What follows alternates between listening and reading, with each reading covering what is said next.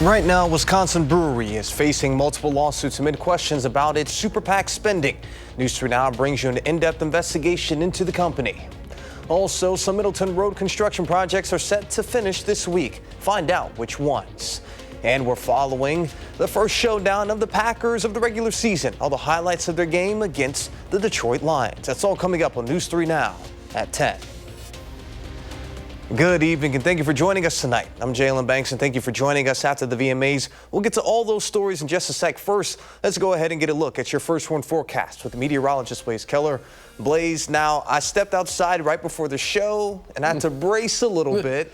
What should we expect as we head into the work week? Yeah, we're in the upper 40s in Madison. We're into the upper 30s in Black River Falls. 46 from the Dells stretching into Boscobel. 55 in Monroe. Most of us in Dane County, we're sitting right around 47, 48 degrees, holding on to the 50s though. Sun Prairie south into Deerfield as well as into Perry. Our friends to the north, they're underneath yet another frost advisory till Monday morning. You can just see again how cool this air is. In fact, let's take a look at how cold we got this morning. We got to freezing in Black River Falls, 32 degrees.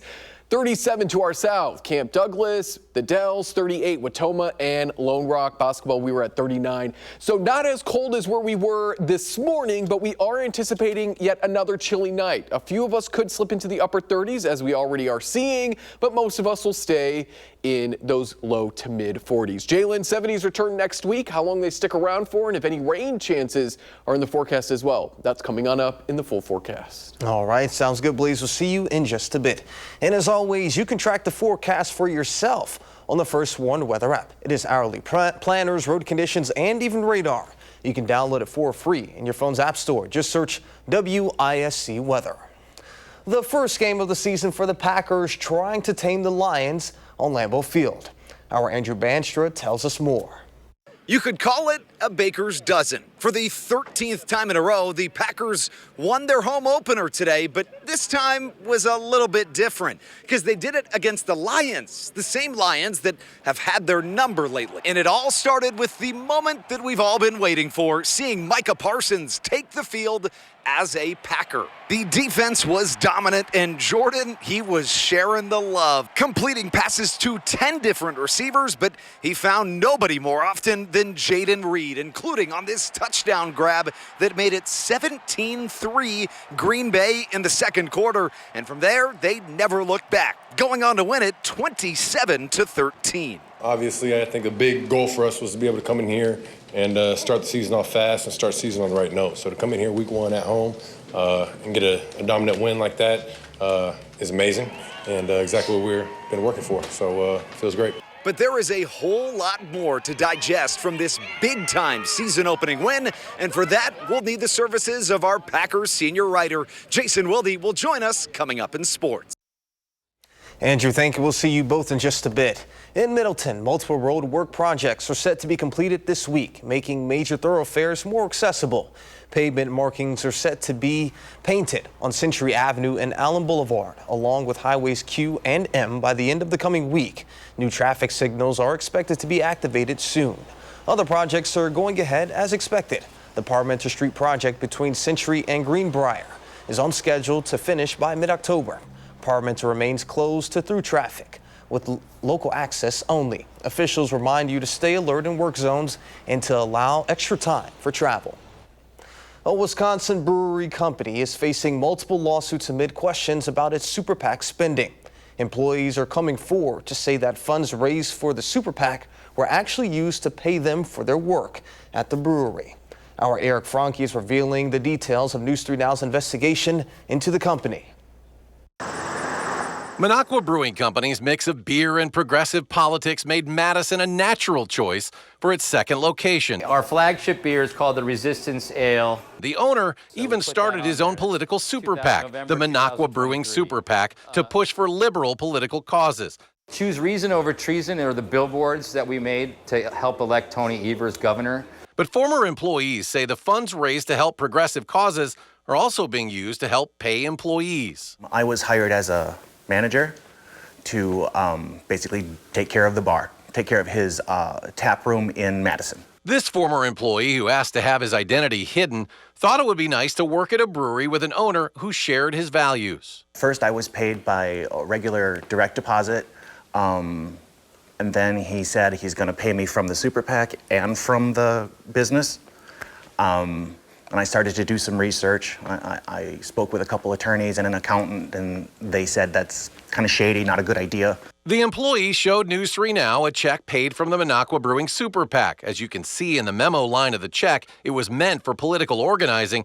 He says he never did organizing or any work for the Super PAC. 2 other former employees confirmed his statements. The funds can also be seen in Super PAC disclosures. Bangstad does not dispute that some past employees, including the former bar manager we spoke with, were paid from the Super PAC. Yeah, he was working for the Minocqua Brewing Company, and he punched in hourly to our square, kind of punch in, punch out, and he was working for the Minocqua Brewing Company Super PAC. He was being paid through 2 separate accounts. Bangstad also told us the current bar manager is paid by the Super PAC. The Minocqua Brewing Super PAC has raised more than $2 million since its start. While that amount may seem large, it's just a drop in the Super PAC bucket in a state where Super PAC spent $49 million just on Wisconsin's last Supreme Court race. A Super PAC is a political action committee that can raise and spend unlimited amounts of money because it is at least ostensibly independent from a candidate or a political party. Dan Wiener is the director of the Elections and Government program at the Brennan Center for Justice and an expert on super PACs. He says political candidates have strict rules about personal spending with campaign funds. That restriction at the federal level does not apply to super PACs. That's a loophole that we've never fixed.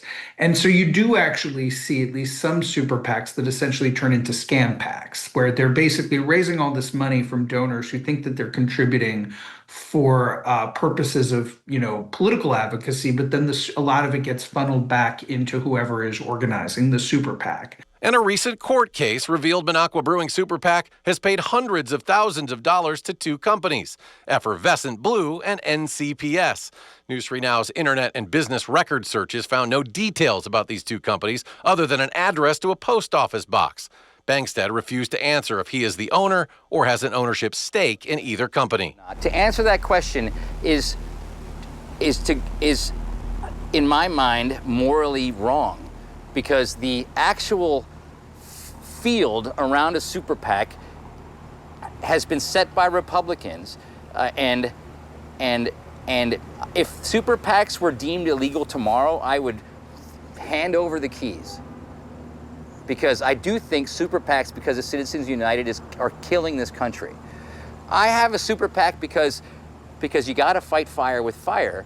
Minocqua Brewing Super PAC claims 5% of the brewery's profits are donated to the PAC. But according to the Federal Elections Commission, the brewery has donated less than $10,000 to the PAC and went more than 3 years without donating anything. So the, whatever you want to look at whatever you want to, count towards donations is how you want to measure it. We measure it in many ways, and we, like I said, report it all to the FEC. The 3 former employees we spoke with heard about those other companies and questioned what the funds were being used for. They said they were hesitant to speak out due to fear of online retaliation from Bangstad, who has already paid more than $500,000 in a previous online defamation suit. And then I saw a post online where someone had insulted his beers, and he took that person's family and put them in one of his posts, his attack posts, and made fun of them and said something like, would you like your family to see how you behave online, or something to that effect. That's just too much. Leave the family out of it. Bangstad says he's fighting back against those who go after him. So to me, it's a funny way to market myself, and it's only in defense. I have never went on somebody else's Facebook page and bullied them. I like to say that I bully the bullies. Currently, Bangstad and Minocqua Brewing Super PAC have numerous ongoing lawsuits against them in Wisconsin. And while Dan Wiener says you can never be 100% certain where donated Super PAC money ends up, he has advice for those wanting to make sure their donations will truly help causes they support. I would try to not respond to immediate emotional appeals. And we see that particularly, honestly, when there are also races in which the opponent is kind of a partisan hate object. Eric Franke, News 3 Now. Eric, thank you. Coming up next on News 3 Now, Blaze returns with a complete look of your first one forecast. And swimming, cycling, and running takes over downtown Madison. We show you the return of the 2025 Ironman race.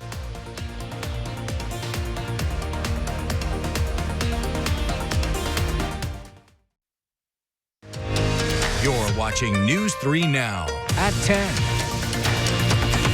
Thank you for staying with us. Right now, athletes are completing the Ironman. Swimming, cycling, running, taking over downtown Madison today.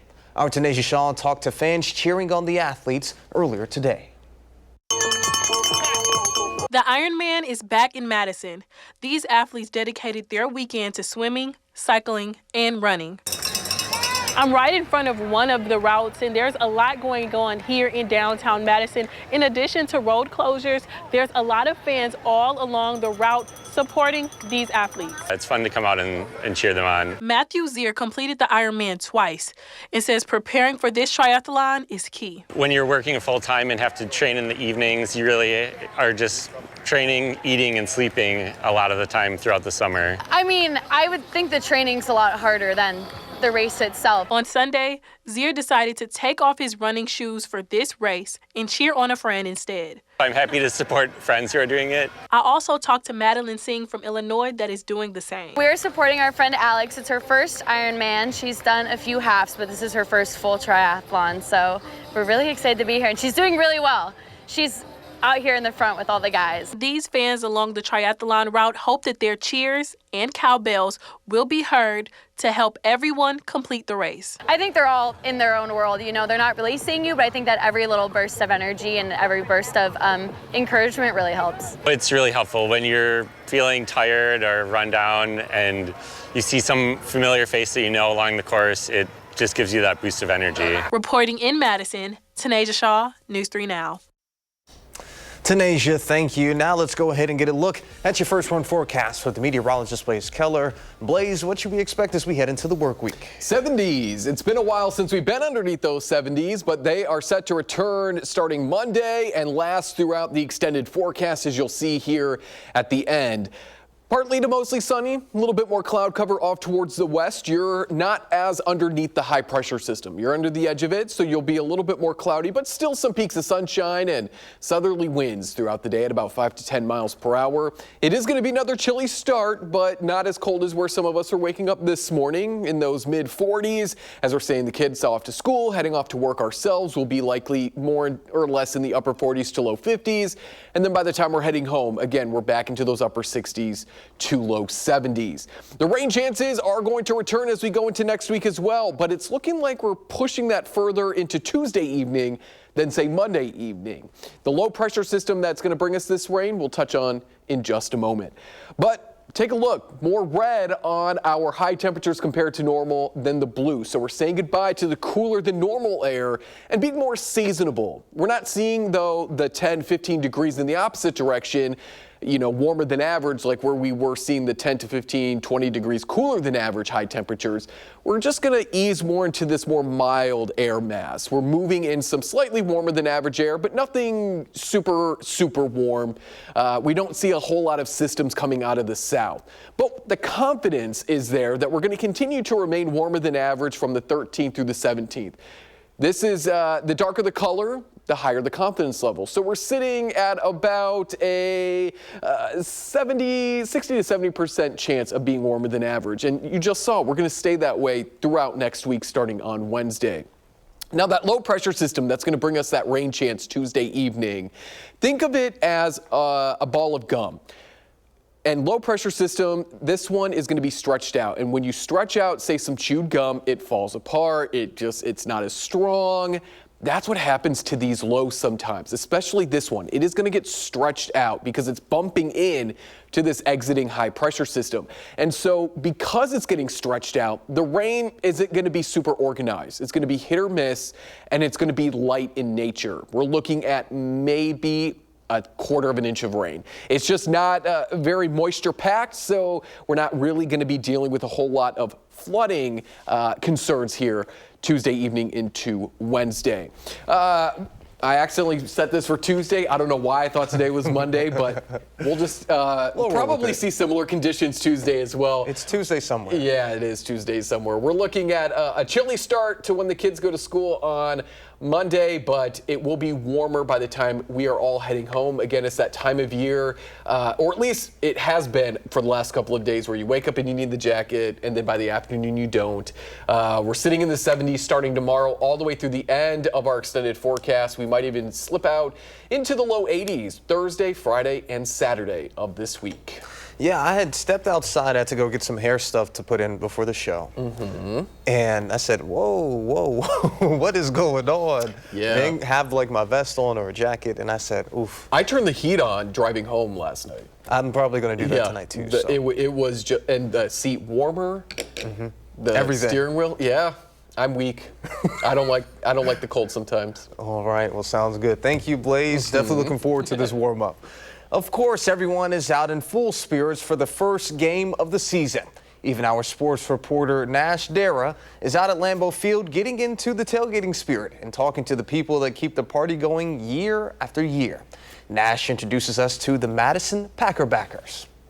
We're outside Lambeau Field for the Green Bay Packers season opener. But we weren't the only ones that made the trek from Madison this morning. The Madison Packerbackers are right behind us, and they let us in on some of their fun for their tailgate. Early this morning, the Packerbackers hopped on a bus to Lambeau Field, but the real fun didn't start until they started tailgating, just like this group has been doing for decades. It's awesome. I try to come up here as much as I can because with the Madison Packerbackers, you can go to every single game at Lambeau. You know, we have 2 buses up here for every single game. You don't have to worry about driving or parking or drinking. You know, we drink and dance on the bus. We have so much fun. Charter member, I joined the club when it started in 1967, so I've been here ever since. And still coming to games. Love it. We have a lot of fun. It's our first game back, and it's other than the preseason, but yeah, it's a lot of fun. My friend has season tickets, so I travel with her on the bus, and it's just a great way to spend the day. My concern is that I feel that you, as individuals, need to kick the Lions' butt. So would you please take participation with us over at this tailgate?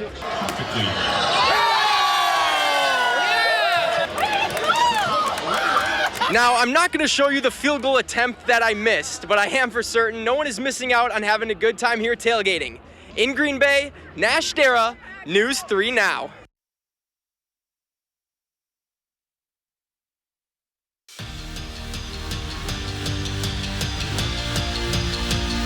Our Andrew Banstra and Jason Wilde were on Lambeau Field today, soaking up the vibe and watching that first game. Here's the full breakdown from the two of them. For as good as Green Bay was last season, they were equally as bad against the NFC North. They didn't beat the Lions, they didn't beat the Vikings, and they even lost to the Bears once. Jordan Love said that lingered with the Packers this offseason, and today they proved that this time around, things are different. Speaking of different, for the first time, Micah Parsons takes the field as a Packer. His green and gold got the ball first and methodically marched down the field. Their first-round rookie, Matthew Golden, made his first catch in a drive that ended in cheesy goodness. Jordan Love fires to Tucker Kraft Mac and Cheese, who stirs up the first score of the game. 7-0 good guys early. In the second quarter, it was more of the same. Love just rears back and puts it on Jaden Reed. The Pack put on an offensive clinic early. Green Bay leaves no doubt against Detroit in the season opener, winning it 24-13. Yeah, big picture. I mean, it all starts with NFC North. So to have a North team come in here week 1, be able to get the job done, to go 1-0 in the North is, the start we wanted right there. But big, just picture for us right now is, Super Bowl's down the road, but it all starts with the NFC North. Obviously, anytime a divisional opponent, and who in particular, that's kind of had their way with us the last 3 times here at Lambeau, I was just really proud, and I think of the energy our guys brought, not only in the first half, but I thought we matched it to start the second half as well. I'm joined now by our Packers senior writer, Jason Wilde. And Jason, we spent, and you especially spent so much time talking about what we'd see this year. It was kind of nice to just actually see it. Yeah, this is exactly what the Packers wanted to do, right? They're facing a team that had beaten them 3 times in a row here in this building, and they controlled the line of scrimmage offensively. Their quarterback is on point. The one interception he throws doesn't even count. Their defense is dominant, and oh, by the way, the guy that they just gave $188 million to was fantastic, even when he wasn't getting the big sack at the end. So let's start there. Obviously, everybody's going to be talking about that big sack at the end that Micah Parsons has, but in limited snaps, he made a big impact over the course of the entire game. What are some of those little things that we may not pick up on right away that he is doing to make the Jared Goffs of the world's lives more challenging? Yeah, look, there were 2 plays in particular that I think he showed the impact he can have without getting the sack that he had late in the game. One was on the interception that Evan Williams had. He created that pressure. He was in Jared Goff's face on that. And on the other one, he took up a double team and still created some pressure on Goff, and that led to a sack by Lucas Van Ness. So those were the 2 plays where it was a little sneakier, the impact he had.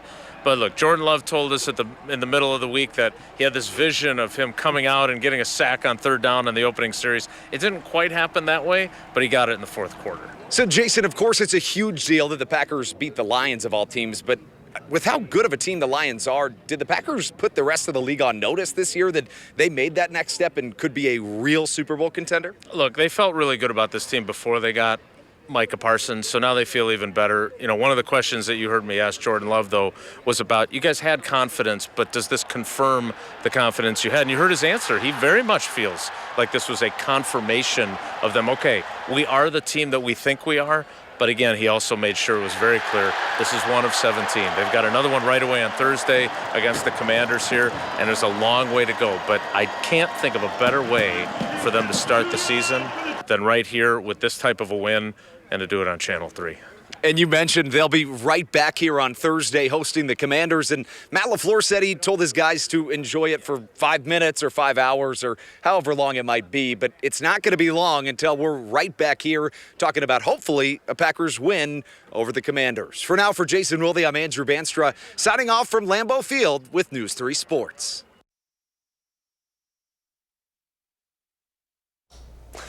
So, Blaze, we've kind of talked at length about how it's been chilly today, but as we head into the work week, what should we expect? 70s return tomorrow. It is going to be a chilly start tomorrow as the kids are going off to school and you're heading off to work. I fixed the day there for Monday. 70 is where we're expected to top out, upper 60s to low 70s. Southerly winds staying with us throughout the day. 70s staying with us throughout the extended forecast. Some light rain possible Tuesday evening throughout Wednesday. We dry out and get close to the 80s Thursday into the upcoming weekend. All right, sounds good. Thank you, Blaze. Hope you guys enjoyed the Packers and VMAs on Network. Seinfeld is up next.